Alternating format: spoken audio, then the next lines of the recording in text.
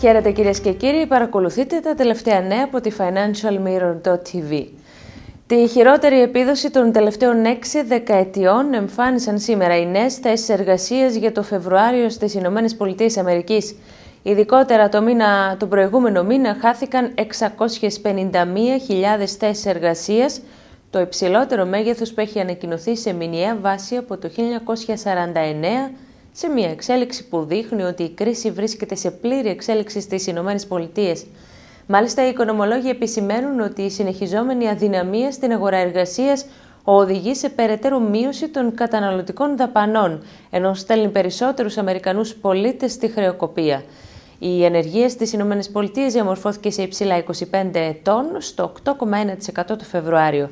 Οι αναλυτές περίμεναν μείωση των θέσεων εργασίας κατά 650.000 το Φεβρουάριο, με την ανεργία να αναρριχάται στο 7,9% από 7,6% τον προηγούμενο μήνα. Νευρικότητα επικράτησε στους δείκτες των ευρωπαϊκών κεφαλαιογορών που περιόρισαν τις αρχικές απώλειές τους. Απώλειες 6% καταγράφει η BT μετά και τη σύσταση της Morgan Stanley για πώληση των μετοχών της μεγαλύτερης εταιρείας τηλεπικοινωνιών στη Βρετανία. Η εταιρεία αναμένεται να μειώσει το μέρισμά της για πρώτη φορά από το 2001. Αντιμέτωποι με νέες ζημιές τουλάχιστον 120 εκατομμυρίων δολαρίων, οι οποίες σχετίζονται με τη Merrill Lynch, είναι η Bank of America, σύμφωνα με σημερινό δημοσίευμα το New York Times. Ισχυρές απώλειες για τη μετοχή της Aviva. Χθες υποχώρησε κατά 33% μετά και την απόφασή της να διατηρήσει αμετάβλητο το μέρισμά της, μετά και τις ζημιές ύψους 915 εκατομμυρίων λιρών που εμφάνισε για το 2008. Σε κλειό πιέσεων βρέθηκε σήμερα το δολάριο, με τους επενδυτές να εμφανίζονται ανήσυχοι μετά τα απογοητευτικά στοιχεία που εμφάνισαν για την απασχόληση στις ΗΠΑ. Στο μεταξύ, σημαντική άνοδο σημείωσε το ελβετικό φράγκο, διαμορφούμενο σε υψηλά 4 μηνών έναντι του ευρώ. Στις 4 ώρα Κύπρου το ευρώ ενισχύθηκε στο 1,2720 δολάρια, ενώ υποχώρησε στο 1,4660 ελβετικά φράγκα. Άνοδο σημείωσε σήμερα και το γεν εναντί του δολαρίου στα 97 γεν. Πάνω από τα 44 δολάρια του βαρέλι ενισχύθηκε σήμερα η τιμή του αργού μετά τη χθεσινή πτώση κατά 4%, λόγω ανησυχιών ότι η χρηματοοικονομική κρίση θα πλήξει περαιτέρω τη ζήτηση για ενέργεια.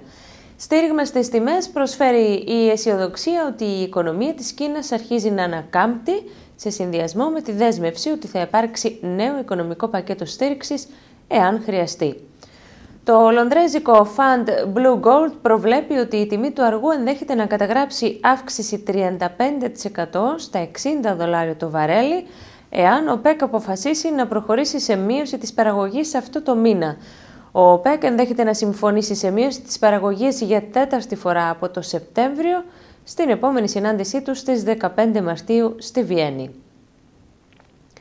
Σε ιστορικά χαμηλά επίπεδα υποχώρησε για 16η κατά σειρά μέρα το διατραπεζικό επιτόκιο της Ευρωζώνης Euribor για δάνεια 3 μηνών, σύμφωνα με την European Banking Federation. Συγκεκριμένα, το Euribor τριμήνο υποχώρησε σήμερα κατά 3 μονάδες βάσης στο 1,73%. Τόσοι σημείωσαν και τα επιτόκια για δάνεια 1 μηνός και 1 εβδομάδας. Τις ανησυχίες της σχετικά με τα σχέδια της Ευρωπαϊκής Ένωσης να επιβάλλει όρια στο διατραπεζικό δανεισμό εξέφρασε η Ευρωπαϊκή Κεντρική Τράπεζα, τονίζοντας ότι σε περίπτωση που ισχύσει ένα τέτοιο μέτρο θα είναι πιο δύσκολο για τις τράπεζες να αντιμετωπίσουν μια παρόμοια κρίση στο μέλλον.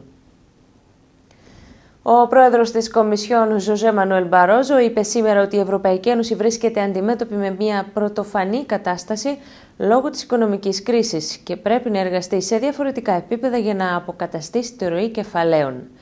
Σύμφωνα με τον Μπαρόζο, η οικονομία της Ευρωπαϊκής Ένωσης αναμένεται να συρρικνωθεί κατά 2% φέτος.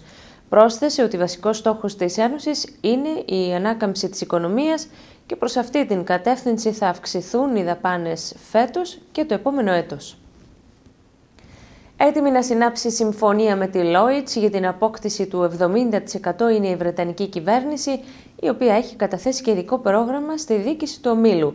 Το BBC και η εφημερίδα Financial Times αναφέρουν ότι η Βρετανική κυβέρνηση προτίθεται να καλύψει τα τοξικά πάγια της τράπεζας ύψους 250 δισεκατομμυρίων λιρών.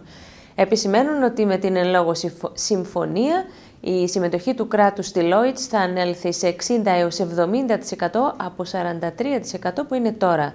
Το BBC αναφέρει ότι το deal δεν έχει κλείσει ακόμη. Ευχαριστούμε που επιλέξατε τη financialmirror.tv για την οικονομική σας ενημέρωση.